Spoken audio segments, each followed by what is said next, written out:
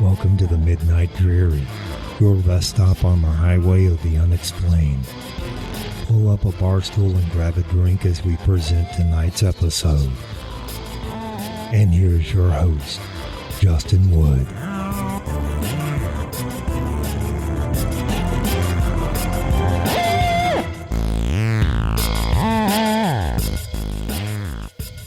Welcome back to this week's episode of the Midnight Dreary. I am your host, Justin Wood, and we've got a really fun episode this week. But before we get into it, I want to remind you we are 11 days as of this recording before Halloween.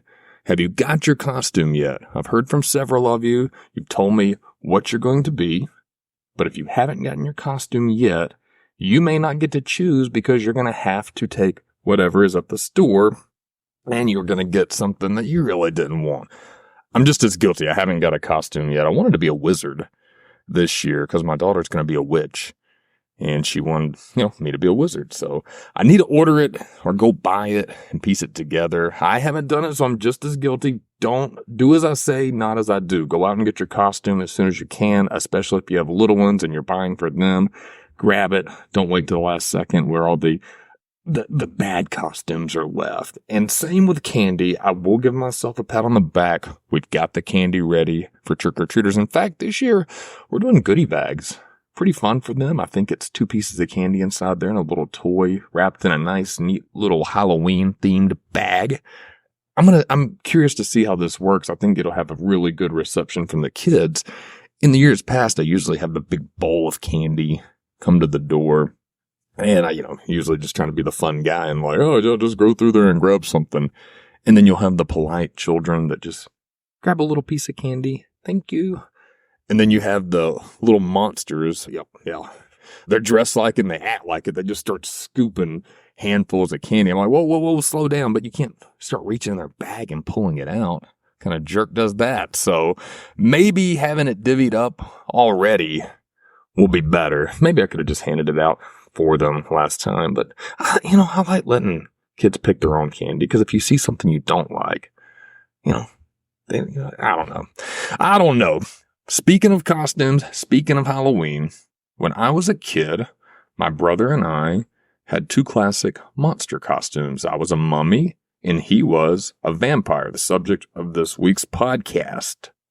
I don't know why I said it like that. The subject of this week's podcast. He had that classic vampire mask. Both of our costumes were similar. Plastic mask, that draped plastic that goes over you with the body kind of painted on there.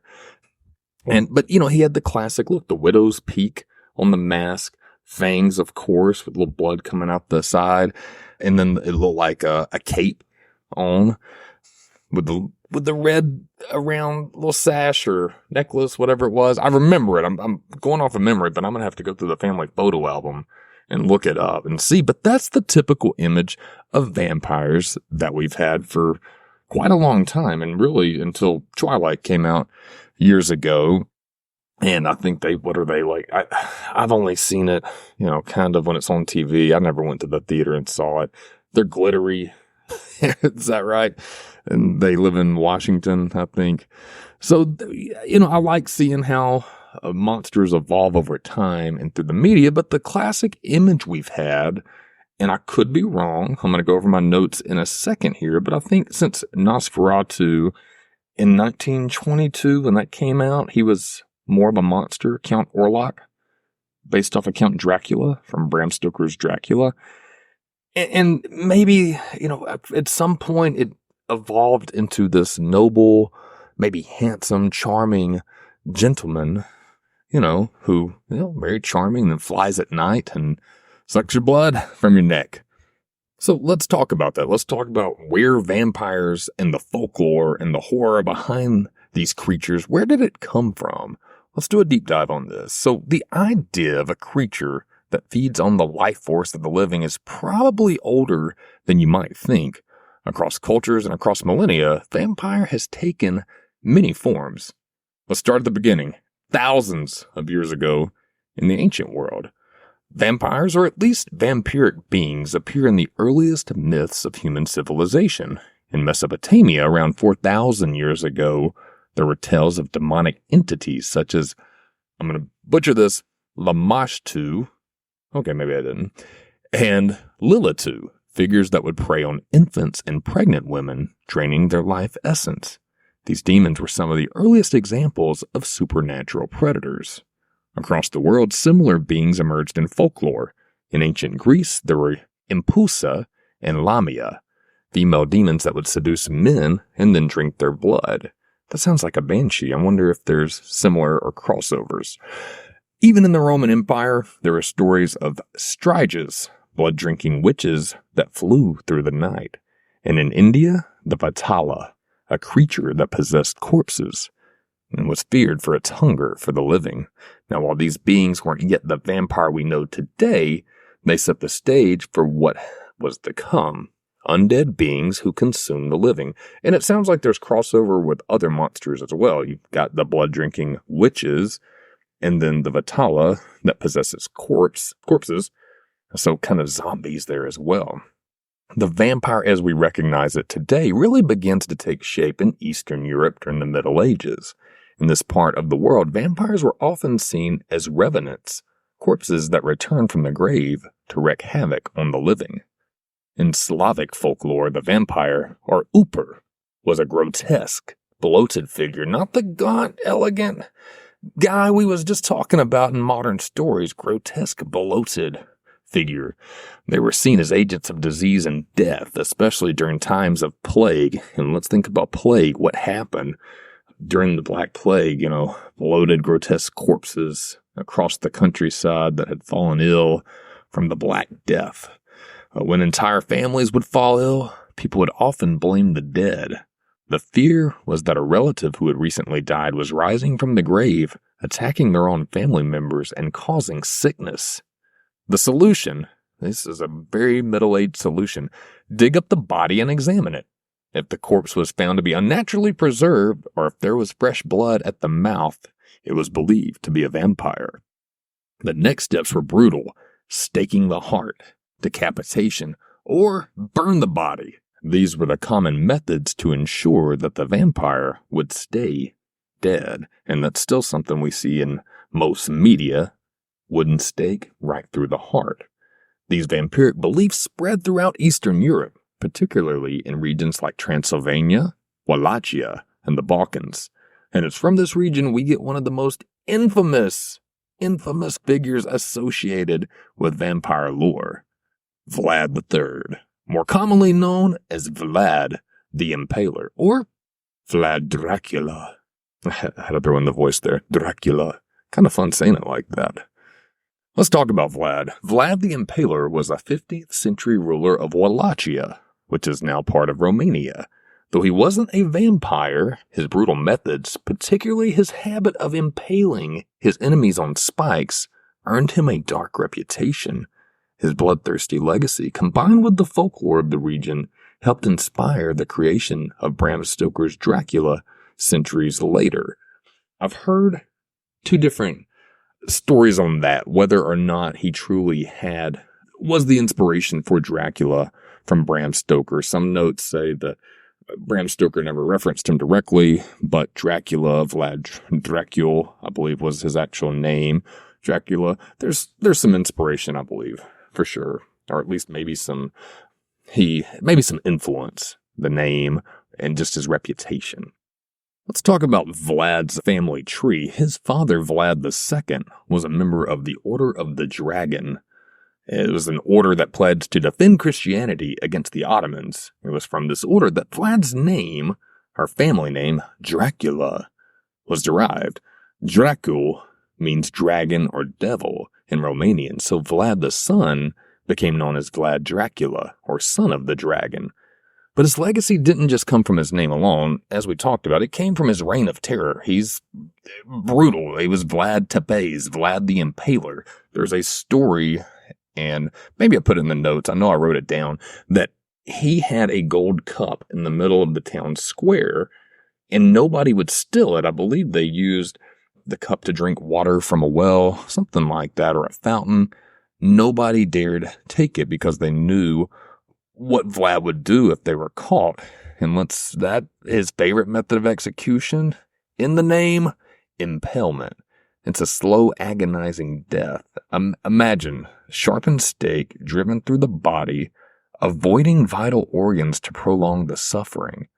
The victim would be hoisted up, left to die slowly, sometimes over days. It's said that Vlad would leave entire forests of impaled corpses to serve as a terrifying warning to his enemies or any potential invaders. This wasn't just for show. It really was part of his resistance against the Ottoman Empire, which was threatening to take over his homeland. To his enemies, Vlad was a bloodthirsty tyrant. To his people, he was a hero who defended his land with unyielding ferocity. So, again, let's talk about how this real-life ruler, a man known for cruelty and bloodshed, but was also a hero, how did he become associated with vampires? Now, the connection that we mentioned between Vlad the Impaler and the modern vampire myth begins with the name, Dracula. Bram Stoker, the Irish author who created Dracula, was fascinated by the stories of this ruthless Wallachian prince. Stoker's notes reveal that he drew inspiration from Eastern European folklore and history while writing his 1897 novel. But it's important to remember that Vlad himself was not a vampire. Well, maybe he was, or maybe he had a Halloween costume with the plastic mask and the plastic draped over him. He didn't. He didn't drink blood that we know of. He didn't rise from the grave to haunt his enemies that we know of. There was no internet back then or photography, so maybe he did, but likely he did not. It's the connection to Vlad vampirism largely due to Stoker blending of historical fact and folklore. He borrowed the name Dracula and the dark mountainous backdrop of Transylvania. But he made Count Dracula as we know him, a charming undead aristocrat who feasts on the blood of the living. Still, there's some tantalizing links between Vlad's historical reputation and the vampire myth. Let's dive a little deeper. In Romanian folklore, there were stories of the strigoi, undead creatures who rose from the grave to drink the blood of the living. These tales predate Vlad the Impaler, but they were part of the cultural landscape of that region. People feared these revenants, souls who couldn't find peace after death and returned to torment the living. It's possible that the brutal stories of Vlad's impalements were exaggerated or woven into these local vampire legends over time. Foreign accounts of Vlad's cruelty often depicted him as a bloodthirsty monster, feeding on the suffering of others. For example, some reports claim that Vlad dipped his bread in the blood of his enemies. I've heard that before. But this is likely exaggerations designed to demonize him. But these stories, combined with the tales of the strigoi, may have contributed to the myth that surrounded his name. But did Vlad the Impaler directly inspire the character Dracula? It's a little more complicated than you'd think. Bram Stoker likely chose the name Dracula because of the ominous ring and the historical figure's association with terror, not because he believed Vlad was a literal vampire. Count Dracula, I love saying it like that, the character embodies many fears of Stoker's time. Fear of the foreign, fear of the unknown, fear of death, fear of disease. These fears found a natural home in the image of Vlad the Impaler, whose very name evoked dread across Europe. But Stoker's Dracula is a composite character, an amalgamation of ancient vampire folklore, superstition, and a dash of historical horror. The idea of the aristocratic vampire, seductive yet deadly, can be traced to European literature before Dracula in works like John Polidori's The Vampire, and that is spelled with a P, of course a P, a Y. The Vampire, VAMPYRE, in 1819. Polidori's vampire was charming and aristocratic, far from the gruesome, bloated corpses of Eastern European folklore. Stoker built upon this foundation, combining it with his research into Vlad's bloody reign to create the iconic Count Dracula, which I'm glad he did, because without Count Dracula, would we have such characters as Count Chocula and his delicious cereal, or the Count on Sesame Street? 1, ha ha ha, 2, ha ha ha, 3 very bad voices by our host. Okay, let's stop the voices. But you can see that influence. Bram Stoker created the character, how we know it, and that's influenced, obviously, Count Chocula and the Count that we just talked about, and most of the vampires we see today, with a little bit of borrowing from Vlad the Impaler, the link to Transylvania, and the name, of course, Dracula. I think a whole deep dive and a whole episode could be devoted to Vlad the Impaler. Absolutely interesting. The view of him is probably split across historians. If you go to that region, it sounds like he's pretty well regarded in history. And then across other regions outside of there, he's seen as a bloodthirsty tyrant. Wherever you fall on your historical opinion of Vlad the Impaler, there's probably been some embellishments, exaggerations, different characterizations of the man himself. That said, there's no doubt between, his link and some elements of the vampire. 1897. This is when the vampire truly became immortal. This is when Irish author Bram Stoker published his novel Dracula. Stoker's Count Dracula was a combination of old vampire legends from Eastern Europe and the new seductive vampire of literature. Both terrifying and alluring, and his thirst for blood was a metaphor for the fear of the unknown, the fear of disease, and the fear of death itself. Dracula was an instant classic. Stoker's version of the vampire would go on to influence every portrayal of these creatures in the centuries to come. So 1897, really up to Twilight, that image remained remarkably the same. By the 20th century, the vampire had transformed yet again, and I really think it's just more Nosferatu in 1922, and then Dracula came out with Bela Lugosi in 1931. These brought the vampire to the silver screen, cementing the image of the vampire as both a creature of horror and of dark, seductive power. We talked about this in an earlier podcast. Nosferatu is also coming out this year, directed by Robert Eggers, Christmas Day. So check that out. I'm excited about it. Big fan of Robert Eggers and the movies he's done. From the campy horror of Fright Night and The Lost Boys to the brooding, complex characters in Anne Rice's The Vampire Chronicles, vampires became symbols of forbidden desire, immortality, and rebellion. In the 21st century, vampires evolved further, and they became more humanized in shows like True Blood. I forgot all about that show. It's in my notes, but I really didn't think about it until now. Had that southern New Orleans influence. Twilight, and of course, Buffy the Vampire Slayer. They moved from villains to anti-heroes, complex characters torn between their monstrous instincts and their desire to belong. So why do vampires still fascinate us? Why have they lasted so long in literature? Maybe it's because they represent something deeper. They're creatures of contradiction, both alive and dead, powerful yet cursed. They embody our fears of death, disease, and loss, but they offer an escape from mortality, a taste of eternal life. So we've gone back to the 15th century, talked about Vlad the Impaler. That's 500 years ago that he happened. I mean, he's a historical figure now. And then we talked about modern literature. Dracula, Nosferatu, Twilight, Buffy the Vampire Slayer. But there's a really interesting chapter of vampire panics that actually happened in New England. Have you ever heard about this? In the late 1700s and early 1800s, New England was plagued by a mysterious and deadly disease. We know it today as tuberculosis or consumption, as it was called then, but at the time it was a slow, suffocating death that seemed to spread from person to person in families, consuming them one by one. Small farming communities entire families were devastated by this invisible killer. The afflicted would grow pale, lose weight, and cough up blood. You can probably see where this is going. Their strength slowly drained away. It was as though something was sucking the life out of them. I'm not going to do the voice again. Okay, I did. I'm sorry. Should I edit that out? No, we're going to go with it. All right, seriously, back to tuberculosis or also consumption. Grow pale, lose weight, cough up blood. Pale skin, losing weight, skinny, coughing up blood, and your life is slowly being drained away. What does that sound like? A victim of a vampire, right? So that's what people were attributing this to in some of these rural New England communities. And you got to think, this was back before modern medicine, not even, that long ago, 200, 300 years ago.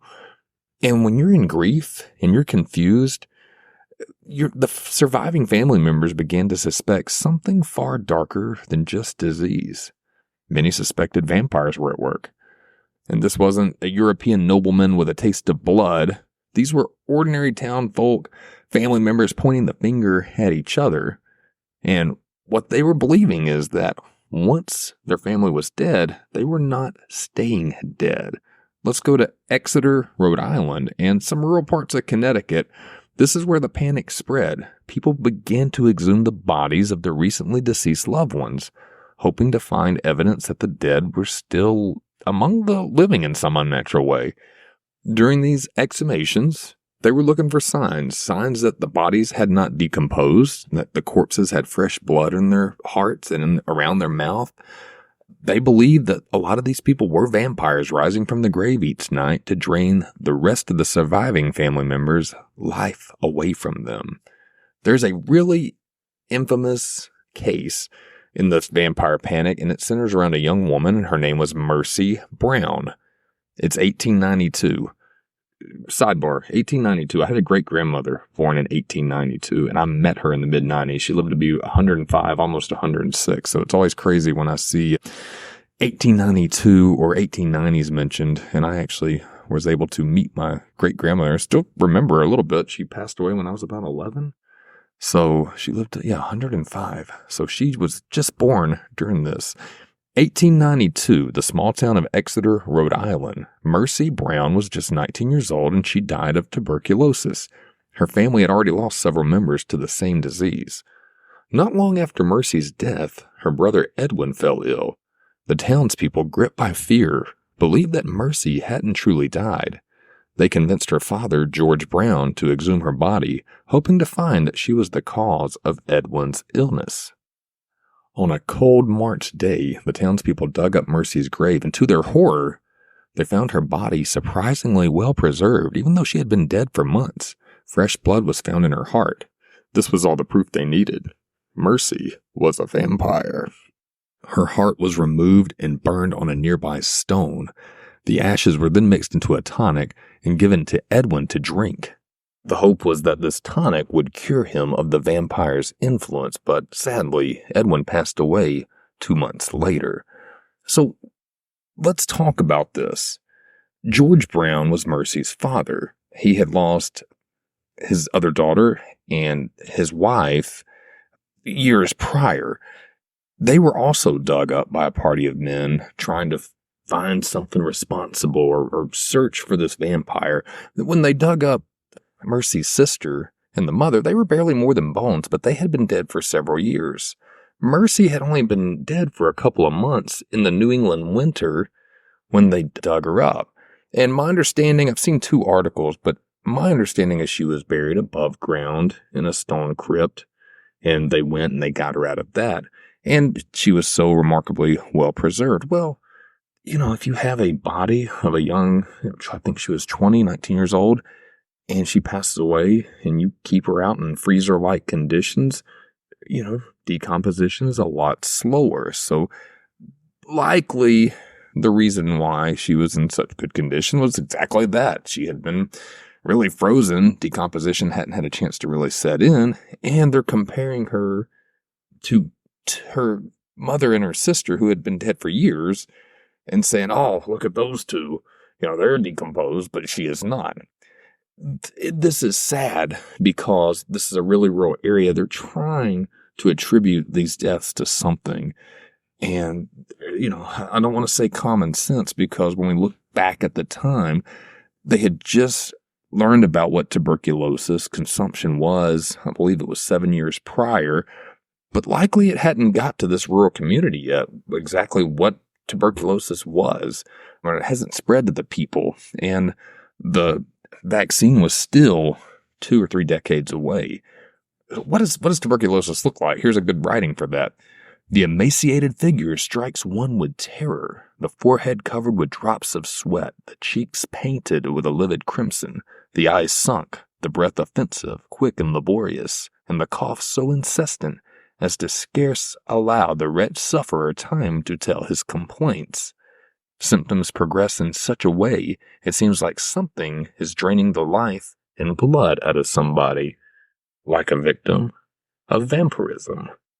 Most sad about this story is the father of Mercy Brown, George Brown, never contracted tuberculosis, but he lost his wife and 3 of his kids. He lived until 1922. How heartbreaking is this?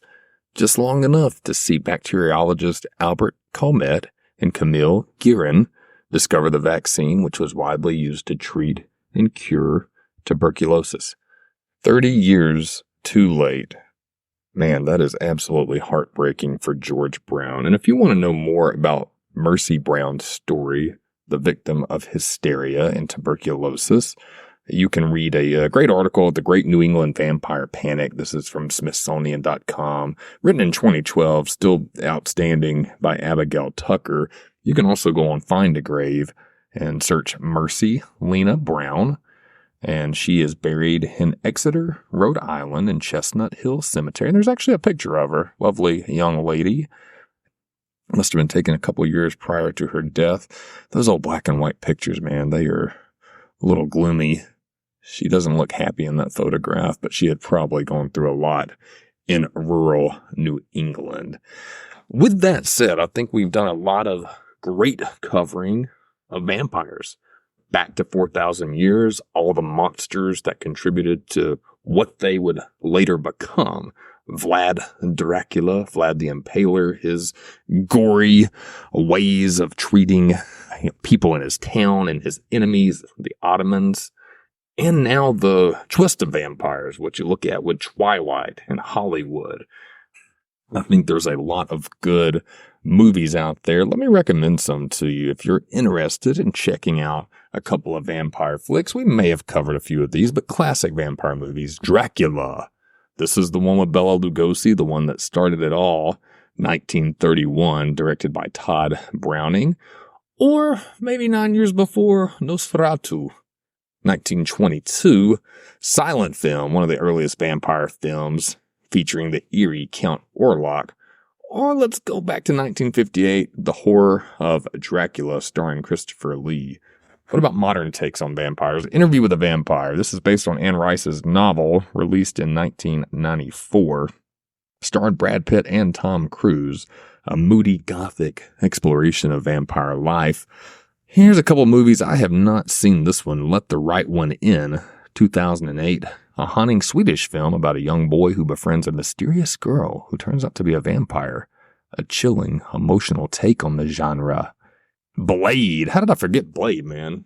He's half vampire, half daywalker, Wesley Snipes. All the martial arts, comic book style action, horror elements. Blade, 1998. I'm not going to mention Twilight again. Not really my cup of tea, but if it's yours, enjoy. Couple of others. This is Vampires with a Twist. The Lost Boys, 1987. I saw that years ago. I don't remember much about it. A cult classic, blending horror and teen rebellion. This movie's about a group of young vampires in a California coastal town. Great 80s aesthetic, and it's a fun and thrilling ride.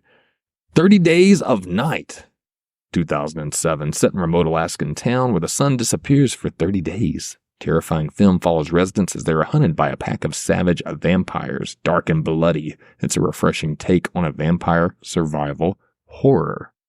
And last one I'm going to recommend, What Do We Do in the Shadows, 2014. A hilarious mockumentary about a group of vampire roommates living in modern-day New Zealand. Brilliant mix of comedy, horror, perfect for fans of quirky humor.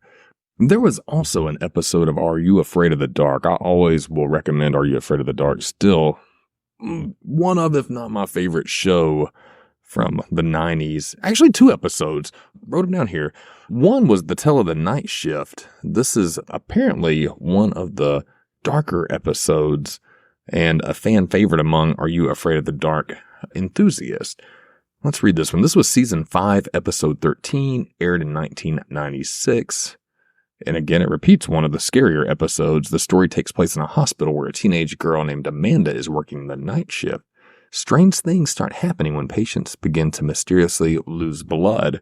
Amanda teams up with another volunteer, Colin, to investigate the bizarre events. They soon discover that the hospital's maintenance worker is, in fact, a vampire, and he's slowly feeding on the patients. as a sneaky vampire, get a maintenance job at a hospital to feed on the patients. Shame on you, maintenance worker. The one I was thinking of was season 1, episode 8. It was called The Tale of the Nightly Neighbors. I had watched this from not too long ago. Loved it as a kid because it scared the hell out of me at the end. In this episode, 2 siblings, Emma and Day, became suspicious of their new neighbors, the Brauns, who have just moved in from Eastern Europe. The Brauns only go out at night, wear dark clothing, and seem unusually pale. As the story unfolds, the siblings begin to suspect that the Brauns might be vampires, especially when they notice that people in the neighborhood are mysteriously becoming ill and weak. As Emma and Day try to uncover the truth about their nightly neighbors, the tension builds, leading to a creepy and unexpected twist at the end. Episode is a fan favorite. It is also a Jay Wood favorite, a Midnight Dreary suggestion. Love Are You Afraid of the Dark? It's Halloween season. Even after Halloween, man, go download some Are You Afraid of the Dark? I think it's on Amazon Prime. Season 1 is just absolutely great. Completely forgot about the season 5 one, The Tale of the Night Shift, so watch that one as well. What am I missing on this one? We had a huge deep dive of vampires. What media would you recommend to me that I can give a shout out in the next episode? The Midnight Dreary at yahoo.com. Send me an email with your movie suggestion, television show suggestions, comic book suggestions. If it's about a vampire, hell, if it's about any monster you want me to talk about on this show, happy to do it. Would love to do another one of these episodes, maybe going back to mummies, maybe Frankenstein, some of those classic monsters that I think are getting overlooked in this day and age. We want to get horror more grotesque and gory, and that's not really my style of movie or media. I really love the classics, man. I really like the old, it was just a zombie, Night of the Living Dead. Give me some campy 80s horror movies, some Friday the 13th, Fright Night, Creepshow. Love all of those. So hope you're enjoying your Halloween season. Please do so safely. Again, I'm going to beat you up with this one. Get your costumes if you haven't done it yet. Get your candy if you haven't done it yet. We're 11 days away. You know what? Thank you guys so much for tuning in to this episode of the Midnight Dreary. Protect your necks out there. Have a great one, guys, and we will see you next time. Thanks for stopping by the Midnight Dreary. We'll be open again next week to serve up more drinks and more mysteries. Until then, safe travels.